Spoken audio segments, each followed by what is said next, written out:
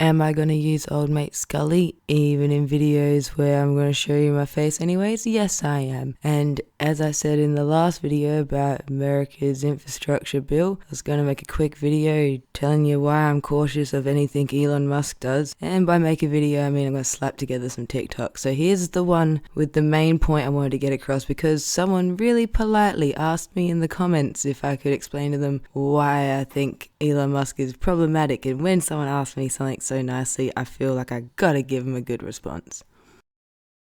No worries, sorry it took me this long, and conveniently I have this from a previous TikTok I made, where we can see that in the time period of March to February, he gained $158 billion.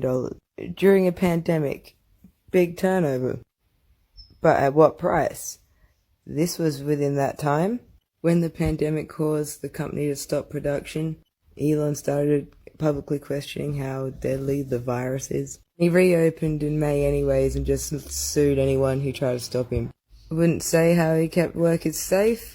That's probably because he didn't. He also supported the coup in Bolivia because they have a lot of lithium, which, you'd need for electric cars. That's a dick move. His company took payroll benefits. He's the richest guy in the world, sort of. Americans don't have healthcare, He's going to space. And so, yeah, I wouldn't trust the guy as far as I could throw him, and I thought for an added bonus, I'll include the responses I made to the comments from Elon fans, because some of them are just ridiculous. But if you agree that he's a scumbag, then what exception would he have from being grouped in with the... Why wouldn't... We're gonna play a game. I thought of a game. Here's a fun game. It's called If They Were a Country. First up, we have the guy that won the actual game in Monopoly and ate an iguana, Jeff Bezos. At 180 billion, and Jeff Bezos' net worth up against country's GDP, he would be just under Iraq. So he would actually be the 53rd country. And up next we have another guy that exploits his workers and wants to go to space, funnily enough. Elon Musk with 153.5 billion. And it looks like Elon Musk would go underneath Kazakhstan and above Hungary. So he would be the new, that would be 56, so the new 57th country if we were to list them by GDP.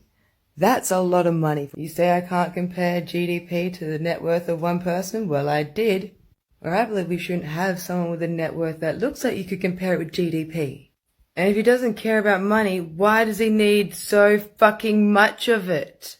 I'd just like to bring this article by The Independent to your attention. It had a bunch of charts that will help you understand Elon Musk's wealth. I thought it was very relevant. For someone who doesn't care about money, they certainly ended up with a lot of it. Why?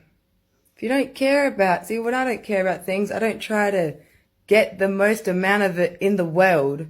What other charts did they have? Let's have a look. I wonder what this one is. Elon Musk versus countries.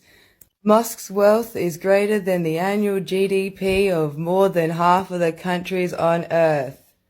And so if you gotta take the time to try to correct someone on TikTok, you better go after this outlet because they're gonna have more viewers than I. How? How does that make sense? If you care about something, you retire, but if you continue doing it, that means you don't care. Nah, that's not how that works. Nah, I think you got it backwards.